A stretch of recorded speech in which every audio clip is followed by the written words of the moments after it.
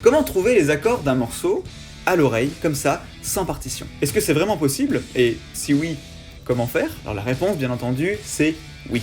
C'est possible. Et ça peut même être assez facile au bout d'un moment quand on a compris le mécanisme et qu'on s'entraîne suffisamment pour ça. Ce qu'il faut bien comprendre aussi, c'est qu'il y a une part d'expérience dans l'histoire.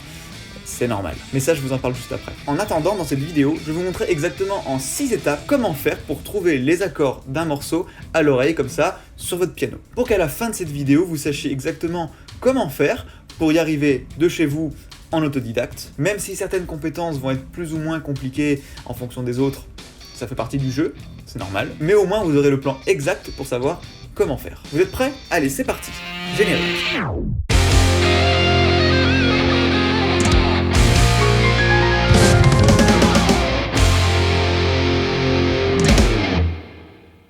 Bienvenue sur la chaîne Enseigner la musique pour ce nouvel épisode sur comment retrouver les accords d'un morceau à l'oreille. Alors mettons-nous bien au clair 2 minutes avant de commencer. Vous n'allez pas forcément réussir à trouver tous les accords de n'importe quelle musique comme ça, immédiatement à l'oreille, dès la fin de cette vidéo.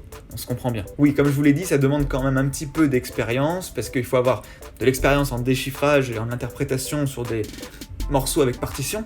Avant ça, pour comprendre un petit peu comment ça fonctionne, savoir analyser une partition, savoir analyser des cadences, des lignes mélodiques, un petit peu de rythme aussi, ça permet de comprendre les choses d'une autre façon. Voilà, il y a quelques étapes déjà au préalable qui vont vous permettre de développer votre oreille et qui vont vous aider à retrouver des accords comme ça beaucoup plus facilement. Et même si vous avez commencé le piano depuis 1 mois, 3 mois, 6 mois, même là, c'est la limite où ça risque d'être compliqué. Effectivement, en plus, dans les 6 étapes que je vais vous donner, il y a certaines notions qui vont vous demander quelques compétences théoriques, quand même. Et si vous les maîtrisez pas, ça risque d'être très compliqué. Mais, attention, j'ai la solution pour vous. Si certaines notions vous paraîtront un petit peu floues, ou que vous sentez qu'il vous manque de l'expérience et de la maîtrise à ce niveau-là, ça peut effectivement bloquer, mais justement, à la fin de cette vidéo, je vais vous expliquer quelque chose qui devrait grandement vous aider et du coup vous intéresser, je pense. Donc écoutez bien attentivement et regardez bien tout ce que je vais vous montrer sur ces 6 différentes étapes. Et à la fin, restez bien pour voir ce petit bonus que je vous propose. Encore une fois, ça devrait vraiment vous aider, vraiment. Alors pour vous illustrer tout ce que je vais vous montrer, on va quand même prendre un exemple d'un morceau, parce que sinon, y aller à l'aveugle, ça va être un petit peu flou.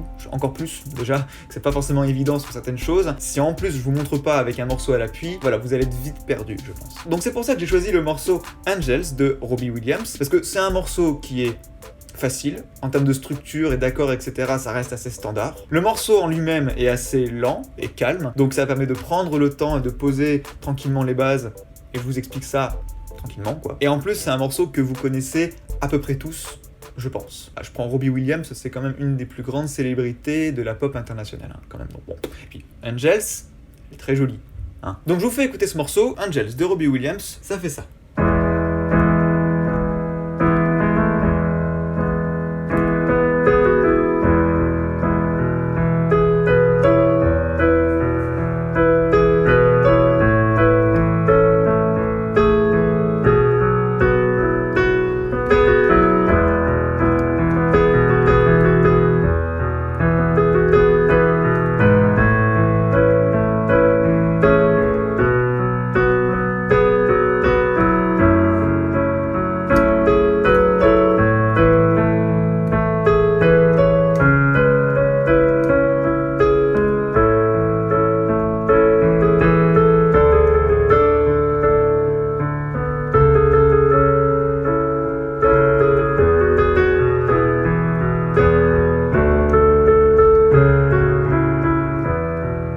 Après, il y a le refrain qui arrive. Bon, je vous invite vraiment à aller l'écouter en entier, cette chanson, parce qu'elle est très jolie. Et normalement, vous devez la connaître. Donc la première étape, c'est savoir retrouver la gamme principale et donc la tonalité associée. Alors pour ça, il y a 2 méthodes. La première, c'est de regarder du côté de la mélodie et de tous les instruments qui vont être joués dans l'aigu, des guitares électriques, du piano dans l'aigu, n'importe quel instrument qui va être joué dans l'aigu, en fait, qui joue un thème ou un sous-thème. Voilà. Et vous allez identifier les notes que ces instruments vont jouer. Donc déjà, vous voyez, ça demande déjà une certaine connaissance des intervalles, des notes et des intervalles. Et donc ça demande un petit peu d'entraînement à votre oreille, déjà de s'être un petit peu entraîné à ce niveau-là. Donc pour retrouver les notes d'une mélodie, alors je vais pas vous expliquer comment faire maintenant, justement j'ai fait une grosse formation à ce sujet, je vous en parlerai éventuellement à la fin si vous voulez. Tout ça pour dire que je vais pas vous expliquer ça en 5 minutes, ça servirait à rien, ça serait pas complet, et puis au final ça servirait à rien du tout. Donc je vais juste vous montrer, et après peut-être que vous arrivez déjà à retrouver des mélodies à l'oreille. Et dans ce cas-là, c'est banco. Donc par exemple, là, la mélodie du couplet, ça va faire...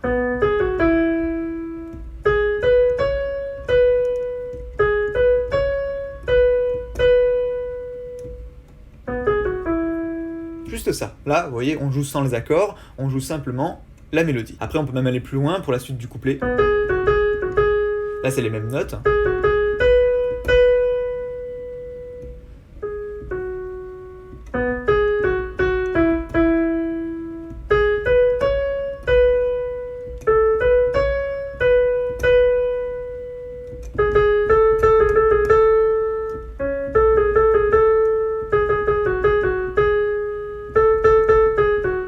Voilà, là, on a fait pas mal de notes. Qu'est-ce qu'on avait dans tout ça? On avait Mi, Fa dièse, Sol dièse, le La, le Si, le Do dièse. Ça nous en fait 6 déjà. Bon, si on continue... Vous voyez, c'est encore les mêmes notes.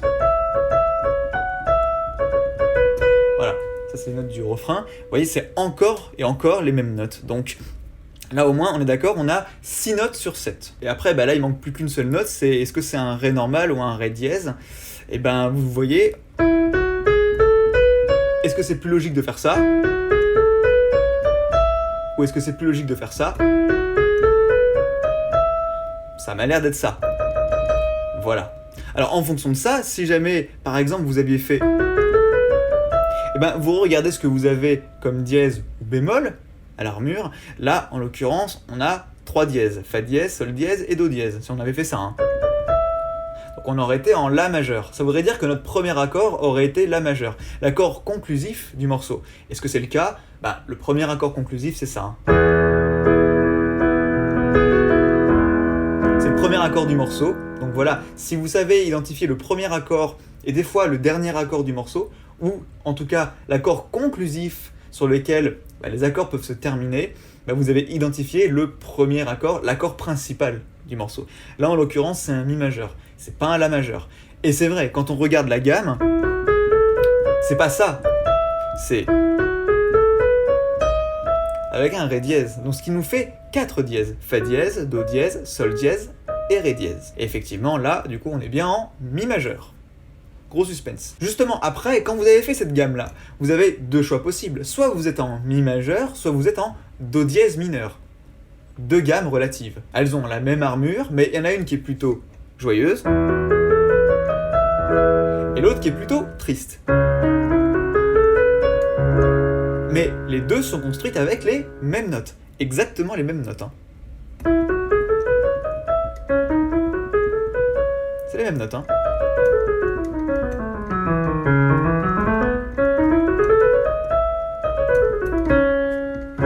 Voilà, donc là, typiquement, le premier accord, c'est un Mi majeur, c'est pas un Do dièse mineur. On est plutôt majeur que triste sur ce morceau. Donc, Mi majeur, plutôt. On pourrait utiliser aussi une autre technique, c'est d'identifier la basse. Qu'est-ce qui se passe à la basse? Sans jouer les accords, au début, on a quoi?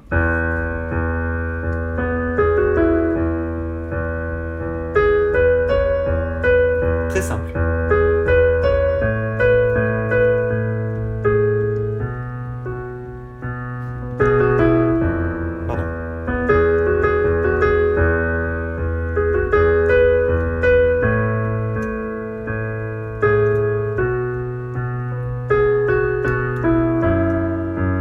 Lui, il est un peu compliqué, alors on va le laisser de côté pour le moment.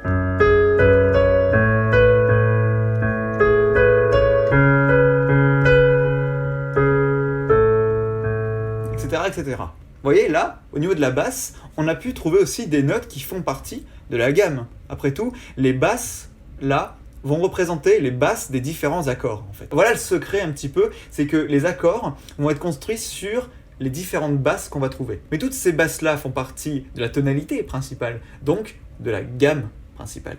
Et là, en l'occurrence, on avait fait Mi, La, Si, Fa dièse, Do dièse. bah c'est encore les mêmes notes que là. Ça fait partie de la même gamme. Donc là, on a bien confirmé qu'on était bien en mi majeur ou do dièse mineur, mais vu que le premier accord c'est un mi majeur, il est plutôt majeur, hein. Même si, à la limite, je vous ai pas dit que c'était un mi majeur. Juste, quand vous l'écoutez, il est plutôt joyeux. Ça c'est triste, ça c'est mineur, ça c'est joyeux.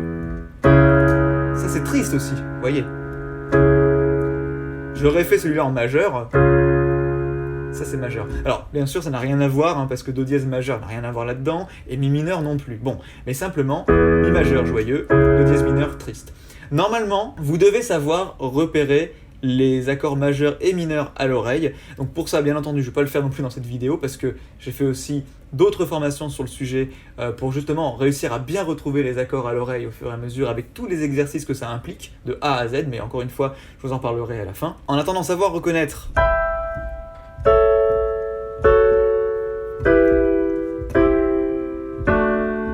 tous les accords comme ça, n'importe lequel, majeur, mineur, voilà, vous devez savoir ce que c'est comme nature exactement.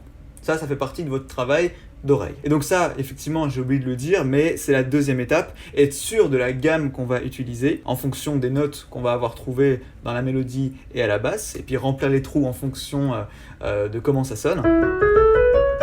Ou ça, bah là, voilà, c'est la deuxième option, forcément. Et puis savoir, quand vous écoutez le premier accord du morceau, parce que c'est souvent le cas, est-ce qu'il est plutôt majeur ou plutôt mineur, ça peut être une piste, et qui peut vous conforter dans le choix de la gamme que vous avez trouvée. Voilà, c'est tout un petit peu corrélé comme ça, et quand vous pensez avoir trouvé, c'est que ça devrait être bon. Vous construisez la gamme, vous voyez ce que ça peut donner, et on continue pour la troisième étape. Donc la troisième étape, c'est justement de trouver les 7 accords qui vont être issus de ces 7 degrés. Là, en l'occurrence, si on est en mi majeur, le premier degré, c'est le mi. Fa dièse, c'est le deuxième, sol dièse, le troisième, le la, le 4, le si, le 5, do dièse, le 6, ré dièse, le 7, et le mi, c'est le re premier, encore une fois. Voilà. Et donc là, comme on est dans une gamme majeure, l'ordre des natures des accords vont être majeur pour le premier, mineur, mineur pour le deuxième et le troisième, majeur, majeur pour le 4 et le 5, mineur pour le 6, et diminué pour le septième. Donc en l'occurrence, on va faire un mi majeur pour le premier, fa dièse mineur pour le deuxième, sol dièse mineur pour le troisième, la majeur pour le quatrième, si majeur pour le cinquième, do dièse mineur, on retrouve le nom de la tonalité relative pour le sixième, et ré dièse diminué pour le dernier, pour terminer sur le mi majeur premier. Voilà. Donc voilà, ça c'est la troisième étape que vous devez savoir faire. Et encore une fois, si vous ne l'avez pas forcément vu, il va falloir le travailler, niveau construction d'accords, etc. J'ai fait aussi des vidéos à ce sujet que vous pouvez voir juste ici. Voilà, et pour vous expliquer comment ça fonctionne, l'harmonisation de la gamme majeure, comment construire des accords parfaits, majeurs, mineurs, ça va vraiment vous aider. Allez regarder ces vidéos-là après, et vous comprendrez mieux. Ensuite, la quatrième étape, c'est de piocher dans les accords les plus utilisés parmi ces 7 accords-là. En fait, dans les 7 accords, ils sont pas tous utilisés de la même façon.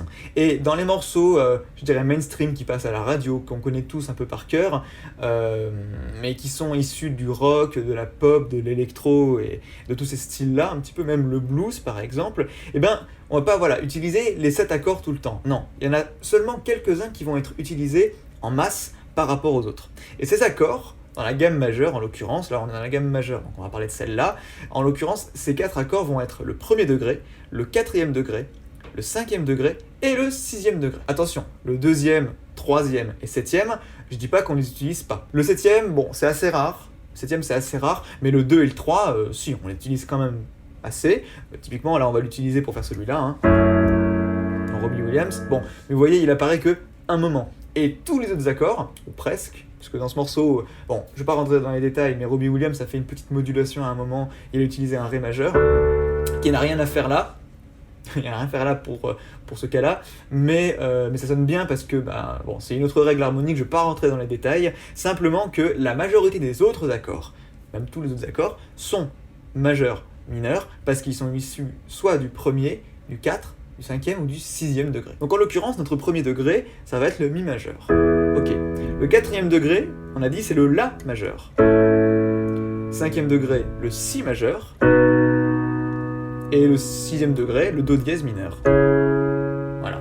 Et déjà, vous devez vous rendre compte que, effectivement, ça a l'air de ressembler, dans le désordre, mais à la sonorité de Angels. Voilà. Et effectivement, quand on commence le morceau,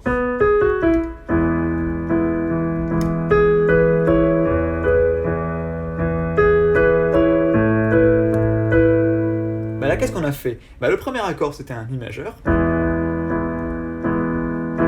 Et là, on est passé sur le La majeur. Après, ça fait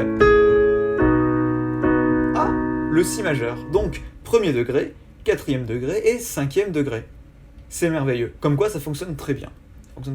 Alors, pour la suite du couplet, je ne vais pas rentrer dans les détails parce qu'il y a un Fa dièse mineur qui va rentrer, il y a même un Ré majeur qui rentre dedans. Bon, bref. Par contre, si on s'attarde sur le refrain maintenant,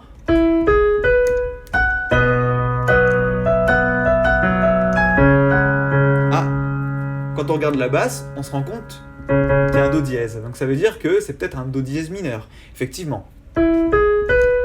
Si majeur. Do dièse mineur. Donc 5 et 6. 4e degré, le La majeur. Et Mi majeur.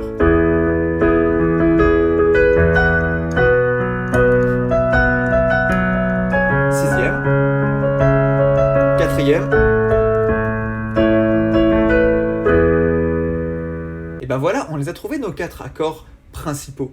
1, 4, 5, 6. Dans le désordre, là c'est en l'occurrence 5, 6, 4, 1. Peu importe, hein, on s'en fout de l'ordre, ça fonctionne bien. La 5e étape, là, c'est que vous pouvez vous aider des cadences. Alors, voilà, c'est que si vous ne connaissez pas forcément le principe des cadences, ça peut être aussi un truc à travailler. En l'occurrence, il existe plusieurs types de cadences, mais les cadences, en fait, c'est un enchaînement de au moins 2 accords qui vont donner une sonorité particulière. Par exemple, enchaîner le 5e degré vers le 1er degré. Pour donner quelque chose de conclusif. Justement, on va créer une tension, on va essayer de créer une tension sur le 5e. Si on s'arrête en suspens, on sent qu'il nous manque quelque chose en fait. Et là, on va conclure sur le 1er. Et le morceau, il peut se terminer là-dessus, on peut aller se coucher, on peut remballer, et bye bye. Alors là, c'est des accords parfaits, donc il y a simplement 3 sons, c'est ce qu'il y a de plus bateau. Mais après, dans le jazz, le blues, etc., ce 5e degré, on va aller le martyriser, on va aller l'enrichir pour trouver avec d'autres notes en plus, pour le rendre encore plus tendu et créer une meilleure résolution sur la fin. Par exemple, déjà, je pourrais faire ça.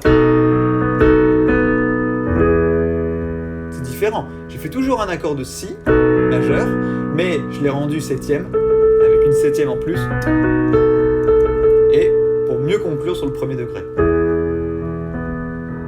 Donc ça, c'est le système des cadences. Là, ce que je viens de faire, le 5 vers le 1, c'est ce qu'on appelle la cadence parfaite. Après, il y a la cadence rompue, donc là, c'est le 5 vers le 6, parce que le 6e degré, il est mineur, et c'est aussi le nom de la tonalité relative de la tonalité majeure. Vous voyez, par exemple, Mi majeur, Do dièse mineur. Voilà. Donc on pourrait conclure sur l'un ou sur l'autre, ça serait pas choquant. Dans les deux cas, justement, c'est fait pour conclure soit sur le 1er, soit sur le 6e. Alors, si on conclut sur le 6e, en fait, du coup, on conclut quand même sur le 1er degré de la gamme mineure. On dit plutôt ça, en fait, plutôt que de conclure sur le 6e degré de la gamme majeure. Mais, au niveau de l'oreille, ça revient exactement à la même chose. Et en fait, au lieu de faire 5, 1, on pourrait faire 5, 6. Et on conclut de la même façon. Ça se termine toujours bien.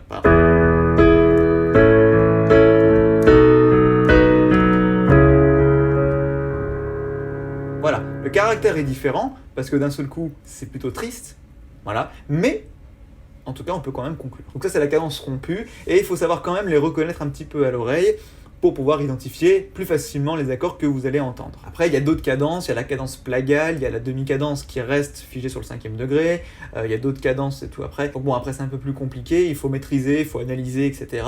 C'est pour ça que ça prend du temps, et qu'il faut passer par cette case-là encore une fois, mais ça peut être un plan de travail pour pouvoir développer plus facilement votre oreille. Et enfin, la 6e et dernière étape, je dirais que c'est une grande nouvelle, c'est de s'entraîner, tout simplement. Mais s'entraîner en essayant encore et encore. Ça continue encore et encore. Mais non, pas ça, mais non. Non, en fait, vraiment, ça demande de l'expérience déjà au niveau théorique, au niveau pratique. Ça, c'est sûr. Mais ce qu'il y a de plus important, c'est de pas hésiter d'essayer, de se lancer, vraiment, d'oser essayer et de recommencer encore. En fait, le but vraiment, c'est de vous tromper, c'est de vous planter totalement. Si jamais vous vous trompez de tonalité, vous vous trompez de gamme dès le départ, vous allez vite vous en rendre compte parce que les accords que vous allez jouer vont pas du tout correspondre avec la musique. Et vous allez vous dire qu'il y a quelque chose qui cloche, donc vous allez revenir en arrière, vous dire là, c'est à cette étape-là que ça clochait. Qu'est-ce qui s'est passé? Et là, vous allez réfléchir, reformuler une nouvelle hypothèse pour chercher une nouvelle gamme qui va vous donner de nouveaux accords. Des fois, ça se joue à pas grand-chose près, à un dièse, un bémol de différence, parfois deux, et encore, même deux, c'est pas grand-chose, mais ça joue énormément. Et c'est ce qui va vous permettre déjà de vous entraîner, parce que plus vous allez faire d'hypothèses et à réussir à trouver les accords à chaque fois, ça vous fait de l'entraînement, mine de rien. Et puis au bout d'un moment, à force, vous allez comprendre les erreurs que vous allez faire, vous allez éviter de les refaire à chaque fois, donc vous allez gagner du temps là-dessus, et vous allez réussir en un même laps de temps à faire plus de choses, du coup, si vous arrivez à faire les choses plus rapidement. Voilà. Donc voilà, en vous trompant, majoritairement, en fait, c'est comme ça que vous allez progresser. C'est sur le tas qu'on progresse, après tout. Les meilleurs dans tous les domaines, je m'avance peut-être un petit peu, mais je dirais quand même que c'est ceux qui ont appris sur le tas. Après, ils ont commencé sur le tas, et ils ont développé des compétences qui leur sont propres, qu'ils n'auraient pas appris dans une formation particulière, que ce soit en musique ou ailleurs, peu importe. Et après, peut-être qu'une formation complémentaire les a aidés à aller plus loin, effectivement, c'est quand même le but. Mais il y a beaucoup de musiciens, si je prends la musique, qui ont appris la musique en passant des dizaines d'heures par jour, en apprenant tout seul, en essayant, en recommençant, en essayant de comprendre ce qu'ils faisaient comme erreur pour essayer de ne plus les refaire, tout simplement. Et de progresser théoriquement et dans la pratique, tout simplement. Donc en résumé, trompez-vous! Allez-y, mais trompez-vous, personne ne vous regarde, vous êtes tout seul devant votre instrument, vous n'avez plus qu'à essayer. Et en plus, ce qui est beau, c'est que en 2021, vous avez accès à Internet. Grande nouvelle, vous êtes dessus en ce moment. Donc ça veut dire que si vous cherchez les accords d'un morceau, essayez de le faire d'abord par vous-même, et puis après, regardez la correction. Pas immédiatement, ça serait pas du jeu, c'est pour vous. Ne la regardez pas immédiatement, mais si vous avez un doute et que vous savez vraiment pas ce que ça pourrait être, et vous vous posez vraiment des questions, parce qu'en plus des fois ça peut être un petit peu plus compliqué, Typiquement comme je vous l'ai dit, là dans Robbie Williams il y a deux accords, le Fa dièse mineur 7 et un Ré majeur qui apparaissent, faut savoir les reconnaître eux à l'oreille, donc c'est pas évident. Vous allez chercher les accords sur internet et vous allez trouver la solution, tout simplement. Et avec ça vous allez comprendre, vous dire Fa dièse mineur, oui c'est le second degré, en fait c'est le second degré. Et après le Ré majeur, qu'est-ce qu'il vient foutre là? Ça vous verrez après.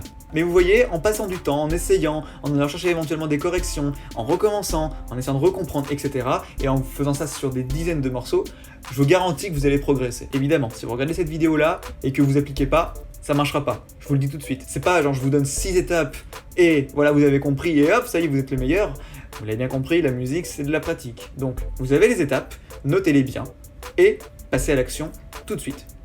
Ou dès ce soir, le plus vite possible, dès que vous avez votre piano devant vous. Après, ça fonctionne pareil pour la guitare, attention, c'est juste que c'est moins visuel, c'est pour ça que je voulais pas expliquer sur la guitare, et puis on peut faire moins de choses à la fois, on peut faire que 6 notes différentes, puis jouer accords et mélodies en même temps, c'est plus compliqué, alors que sur un piano, on peut faire 10 notes à la fois, dans le grave aigu, c'est plus visuel, donc c'est pour ça. Donc voilà, maintenant comme promis, je vais vous parler du petit bonus de fin que je vous avais réservé. En fait, il s'agit de 2 méthodes que j'ai écrites, et qui peuvent vous aider à dépasser tous ces blocages que vous avez de façon théorique, mais aussi de façon pratique avec l'oreille. En fait, le premier livre que j'ai écrit, qui fait plus de 100 pages, c'est un sacré recueil sur l'essentiel des bases de la musique au piano et à la guitare. Ça va vraiment vous permettre de combler toutes les lacunes qui vous manquent, par exemple tout ce qui va être question rythme, question intervalle, question armure tonalité, question degré aussi, etc., etc. Et justement, à la fin, il y a tout un module sur les accords pour arriver à construire des accords majeurs, des accords mineurs, comprendre, encore une fois, l'harmonisation de la gamme majeure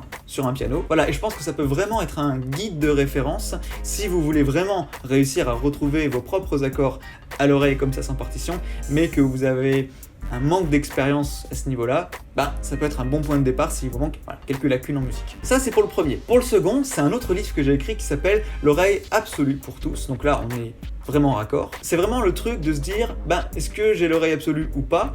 En fait, très peu de gens l'ont, ou alors, ils le savent pas. Le truc, c'est que l'oreille absolue, ça sert à rien. Ça sert à rien. C'est même plus un handicap qu'autre chose. Et donc justement, dans ce bouquin, je vous explique l'autre type d'oreille qui existe, et ce que vous devez vraiment développer pour arriver à faire ce que je vous expliquais dans cette vidéo, donc retrouver des mélodies à l'oreille, et après des accords à l'oreille, pour après, justement, réussir à les jouer simultanément, immédiatement, comme ça, à la simple écoute d'un morceau. Donc si ça vous intéresse, vous n'avez plus qu'à cliquer sur le premier lien là juste en dessous en description. Et oui, grande nouvelle, c'est gratuit. Donc, allez-y. Et en plus de ça, par contre, vous pouvez rejoindre une émission secrète par email, dans laquelle je vous donne plein de conseils concernant le déchiffrage, l'interprétation, l'improvisation, la composition, le développement de l'oreille et la compréhension de la musique en règle générale. Et puis un petit peu des fois des conseils sur l'enseignement, plus quelques expériences personnelles passées de mes élèves, qui peuvent être raccords et qui peuvent vraiment vous aider et vous faire voir les choses différemment, tout simplement. Et donc ça, en téléchargeant les deux livres, et ben vous y aurez aussi accès automatiquement. Et à côté de ça, justement, je crée des petites formations sur, par exemple, comment retrouver les doigtés facilement d'une partition, comme ça alors qu'ils sont pas notés, ou alors comment réussir à déchiffrer plus rapidement, ou comment développer son oreille pour justement retrouver des accords, mais là avec une vraie méthode et des vrais exercices bien complets derrière. Et voilà, et quand je lance ces formations là, bon bah elles sont à leur tarif initial, mais dans la newsletter, je vous propose d'y accéder pour un pourcentage de ce prix. Donc je crois que vous pouvez avoir un coupon de moins 50 ou moins 60% de réduction. Donc ça peut être vraiment intéressant. Et ça, c'est seulement disponible pour les membres de la newsletter. Voilà. Et après, une fois que la semaine de lancement est passée, et ben le tarif revient initial pour tout le monde. Voilà. Donc si vous voulez être informé de tout ce qui se passe justement en coulisses de la chaîne YouTube et du blog avec les formations et la newsletter, je pense que ça peut vraiment vous aider. Et ben vous téléchargez les deux livres, vous avez votre base pour avoir comblé vos lacunes en théorie et comprendre comment fonctionne l'oreille autre qu'absolue. Et en plus de ça, derrière ça, vous aurez plein de conseils et des accès pour les formations à un tarif préférentiel que vous n'êtes pas obligé de prendre, bien entendu. Hein. C'est simplement un privilège que vous pouvez avoir en plus. Sur ce, j'espère vraiment que cette vidéo vous aura plu et vous aura permis de comprendre comment retrouver les accords d'un morceau lambda à l'oreille. Si c'est le cas, mettez-moi un petit pouce bleu, un petit commentaire pour me dire ce que vous en avez pensé, ou une question, peu importe, et moi j'essaierai d'y répondre. Et si vous n'êtes toujours pas abonné à la chaîne, et abonnez-vous tout de suite là, avec le petit bouton rouge juste en dessous. Activez la petite cloche aussi pour avoir toutes les notifications et savoir quand c'est qu'il y a une nouvelle vidéo qui sort. Normalement, c'est tous les lundis à 18h. Vous pouvez pas les rater. Allez, travaillez bien vos accords, vos 6 étapes là, notez bien et travaillez bien. Et nous on se retrouve la semaine prochaine pour la prochaine vidéo. Ciao ciao.